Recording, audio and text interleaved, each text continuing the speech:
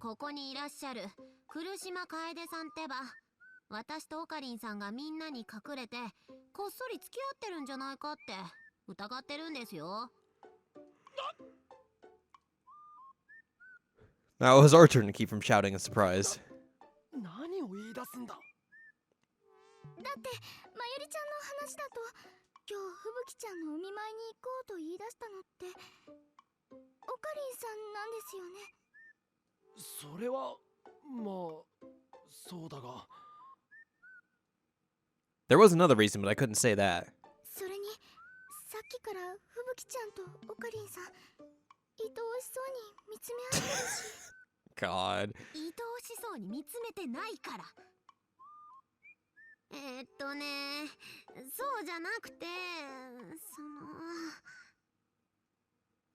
Fubuki tried to scratch her hair, but the headgear blocked her away, and she gave up. ちょっとリアルな夢をね、見ちゃって。リアルな夢。I was startled. That may have been what I wanted to find out. 今日の夕方くらいかな。少しうとうとしてたんだ。やることもないし暇すぎちゃって。そしたらなんかね、あんまり詳しくは覚えてないんだけど、私とオカリンさんとユキさんが怖い人に車に乗せられてどこかへ連れて行かれる夢を見ちゃったんだ。私も出てくるの？うん。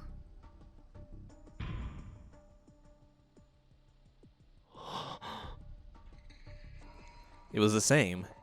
Them and Fubuki had experienced the same things I'd gone through in the other world line. And this evening would have been the same time I was experiencing it. I peeked through the curtains to make sure that none of the hospital staff were around. みんな悪いが中瀬さんと二人で話をさせてくれないか。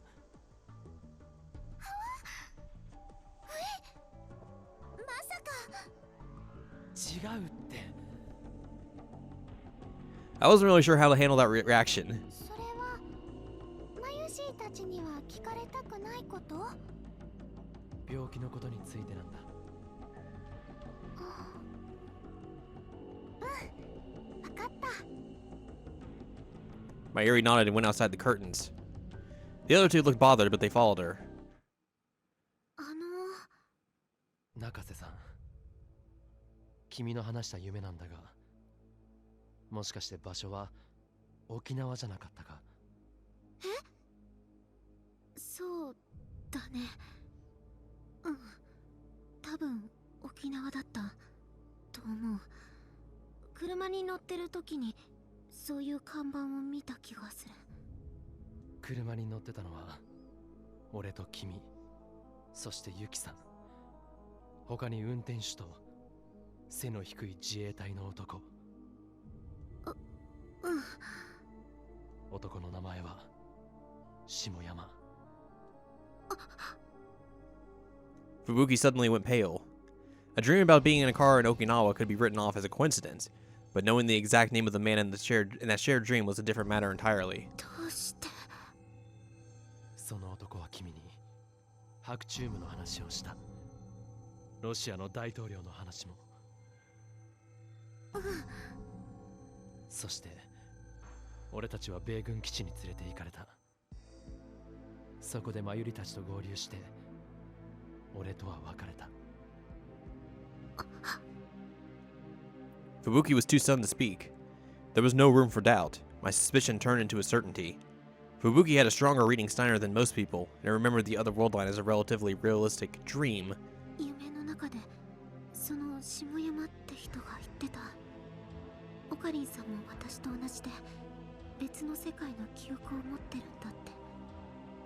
ああ。それって本当だったんだ。ああ。I hesitated for a moment, but then I gave her a brief explanation of my own reading Steiner ability. The one thing I wanted to make sure she understood was that her dreams weren't caused by an illness, but her reaction wasn't what I expected. だったら他にもいるかも。病気じゃない人。そうなのか？暇だからみんなとね、よく話をするんだ。自分の見た夢の話。それがものすごくそっくりでびっくりすることがあって、ついさっきもね、隣の部屋に入院してる小学生の子が言ってた。ここで仲良くなった子なんだけど、一度も行ったことないはずなのに沖縄にいる夢を見たって。戦争で東京が燃えちゃって自衛隊に助けられて沖縄へ逃げる夢だったって。そうか。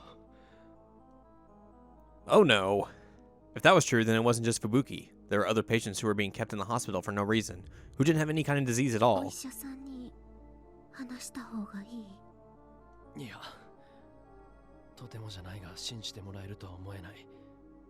それどころか妄想がひどくなったって診断されたりでもしたら。そっか。他の人にもまだ黙っていた方がいい。騒ぎになったら大変だ。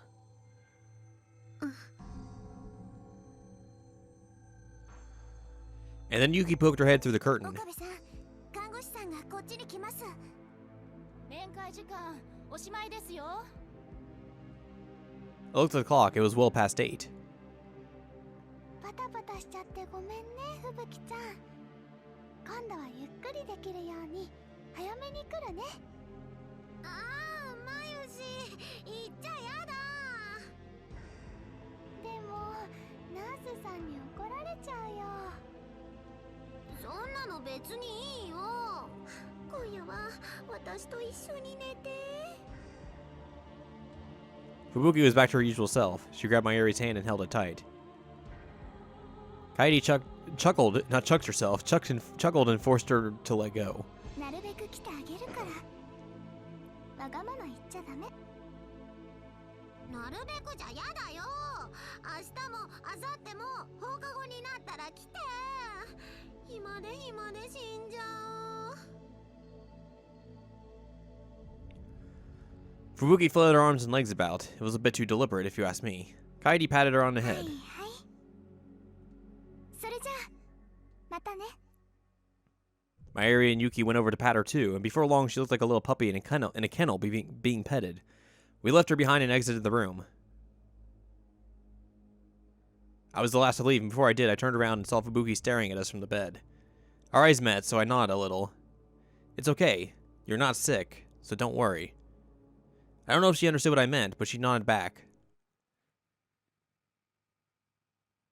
We have, I think, a line? Yeah. Suzuha, I want to talk in private. I'll wait for you to contact me. Something in the short message made me feel very tense. After I said my goodbyes to the other, I contacted Suzuha. She told me to come to the top of the radio building. When I arrived, she was standing silently on the dark roof. There was no trace of a smile on her face. Her eyes shone in the darkness, and she glared at me. I felt a shiver run down my spine.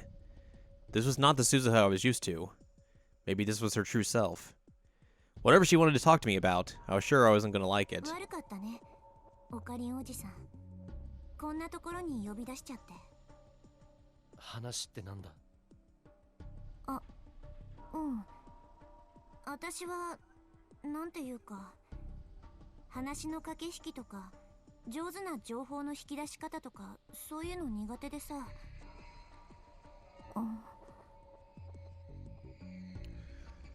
From the way she stumbled over her words, it was clearly something she didn't want to talk 単 about. 刀直入に言ってくれ。以前のお前なら多分そうしていただろそうだね。う。もしかして俺のこと気遣ってくれてるのか。そうか、ありがとう。別にそんなんじゃ。 Suzuha got a little annoyed and tried to say something back to me, but ended up swallowing her 実は words. 俺、最初はちょっとショックだったんだ。お前が俺のよく知ってる鈴葉と全然違ったから。それは仕方ない。世界線が違えば育った環境もそこで出来上がる人格や考え方も変わる。でも今はそうは思わない。鈴葉はやっぱり鈴葉だよ。いや、やっぱり私は違う。オカリンおじさんのよく知ってる天音鈴葉じゃない。鈴葉。今日私はオカリンおじさんを尾行したんだ。尾行？そう、病院の中までずっと。Uh-oh. What did she say? Why would she do that? No. I knew the answer without even asking. There was only one reason she would do something like that. 俺が世界線を移動したことに気づいたのか？あのクリスマスの夜におじさんにリーディングシュタイナーが発動したんじゃないかとずっと疑ってたんだ。あの日だけじゃない、今日もだ。それで確信に変わったよ。I deliberately avoided telling Suzuha that the world line had changed. It was obvious that she would react like this. 聞かせて。ここはもう前の世界線とは変わってしまったのか？聞いてどうする？いいから答えて。Ah! 命令だ、岡部倫太郎。I gulped as I saw her pull a gleaming pistol off from her jacket. It was aimed right between my eyes. 冗談だよな。冗談でこんなことはしない。I felt like Suzuha was trying to revert to who she was when I'd first come to the Beta world line, a woman who put her mission above everything else. She was so desperate it hurt to even look at her. What would happen if she shot me here? I imagined myself lying on the ground in a pool of blood. In my mind, the image overlapped with Kiriso's dead body. I closed my eyes and gripped my teeth, trying to avoid a flashback. I spent the last month trying to escape to Okinawa in the middle of a war, but I still wasn't used to having a gun pointed right at もう me. 一度聞く。世界線は変動したのか？ここはもう以前とは違う世界なのか？ But Suzuha's hands were shaking a little as she held the gun. That would have been unimaginable when she'd first come here from the future. Maybe she was ashamed of it, because she bit down on her tongue, her teeth even harder.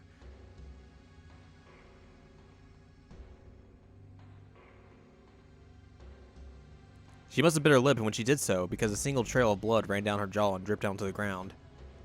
I stared at the blood as I answered. 大丈夫だ。俺たちは以前のままの世界線にいる。本当に？ああ。一度別の世界線に移動したのは事実だが、再び元に戻ったはずだ。それをやったのは誰だ？ロシアか？だと思う。とうとうタイムマシンの実験を開始したってことか。I nodded. それならもう一刻の猶予もないじゃないか。連中が実験を続ければやがて取り返しのつかないことが起きる。シュタインズゲートに続く道が閉ざされてしまうかもしれない。私はバカだ。悩んでる場合じゃなかった。もう説得なんて終わりだ。どうする気だ？岡部倫太郎、私の命令に従ってもらう。一緒に7月28日に行くんだ。拒否したら？拒否なんてさせない。That's definitive. お前はいいのか？それで何？この世界線をなかったことにしてしまって、それでうるさい！